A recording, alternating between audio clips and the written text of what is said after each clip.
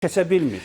Mən bu arada bir maraqlı məsələyə toxundunuz. Həmişə yaxın şərqdə bu hadisələr baş verərkən ən çox, siz zəhmət olmasa buyurun, ən çox narahat olan məhz Avropa ölkələr olur və bu arada son 3 gündə elə 7, 8, 9 bu gün iyul tarixlərində dizel, benzinin qiymətində bir kəskin artım olub. İstər elə Almaniyadan. Məhz Avropanın o iqtisadi mühərriki hesab olunan Almaniyada qiymətlər hansı səmtə inkişaf edib. Bu göstəriciləri diqqət yetirək, sonra onun səbəbləri, Avropadakı vəziyyəti də öyrənəcəyik. 7 iyul, 8, 9 iyul tarixlərində göründüyü kimi təxminən 25% civarında 3 gün ərzində 30-50 sent aralığında bir bahalaşma qeydə alınıb. Xüsusən dizel yarancağında artım var. Biz istəyərdik ki, elə bu arada biz elə Almaniyaya qoşulaq. İqtisadçı Murad Cəlalov bizə məlumatları çatdırsın. Hal-hazırda vəziyyət necədir? Bu artım davam eləyəcəkmi? Ümumiyyətlə Avropada baş verən proseslərin, daha doğrusu bu İsrail, Amerika, İran münasibətlərinin Avropada iqtisadiyyata təsiri. Hər vaxtınız xeyir olsun. Murad müəllim, buyurun, eşidirik sizi. Son vəziyyəti bizi izah eləyərsiniz.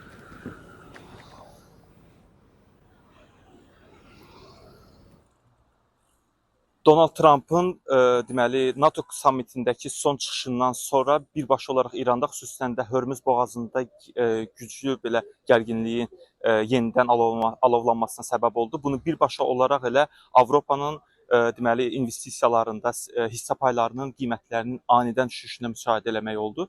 Deməli Almaniyanın DAX, Fransanın isə CAC 40 indeksləri birbaşa olaraq 2%-ə qədər enişini müşahidə eləmiş oldu. Və burada da böyük bir dalğalanma deməkdir bu.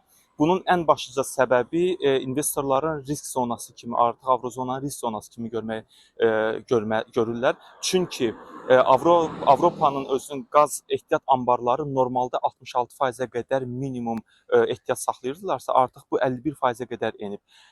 Bu danışıqlar da gərginliyin yenidən davam etməsinə, yəni bitməməsinin göstəricisidir və bu baxımdan da artıq qış aylarına qədər belə bir deməli gərginlik davam edərsə, bu birbaşa olaraq Avropanı qış aylarında, qış fəslində böyük bir gərginliyə, krizisə sala bilər.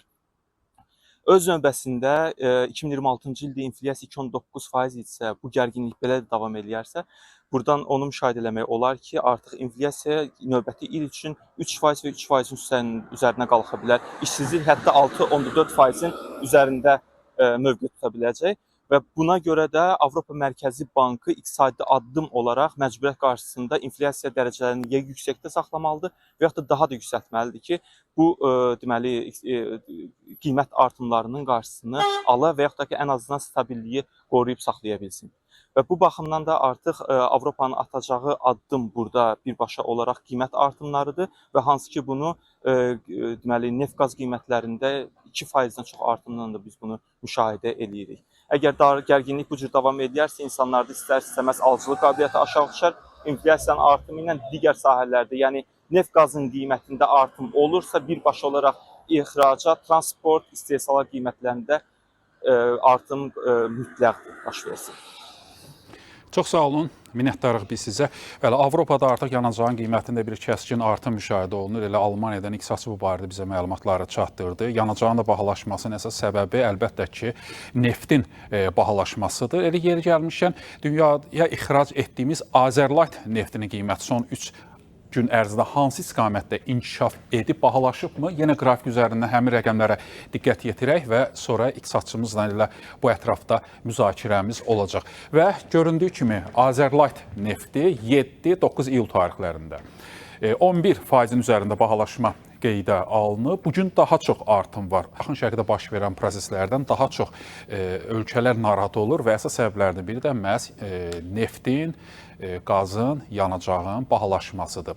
Sizcə bu trendlər hansı səmtə davam eləyəcək? Əgər savaş baş verərsə, yenə də 130, 120, 130 dollar civarında kimi yüksələ bilər. Bu bazarda nələr baş verəcək sizcə? Şimdi əsasən biz Trump'ın açıklamalarına baktığımız zaman özellikle Amerika'daki seçimlerin yaklaşması, biraz evvel meslektaşımızın ifade ettiği gibi Trump üzerinde bu seçim baskısı var bir taraftan. İkinci taraftan da Yahudi lobisinin baskısı var.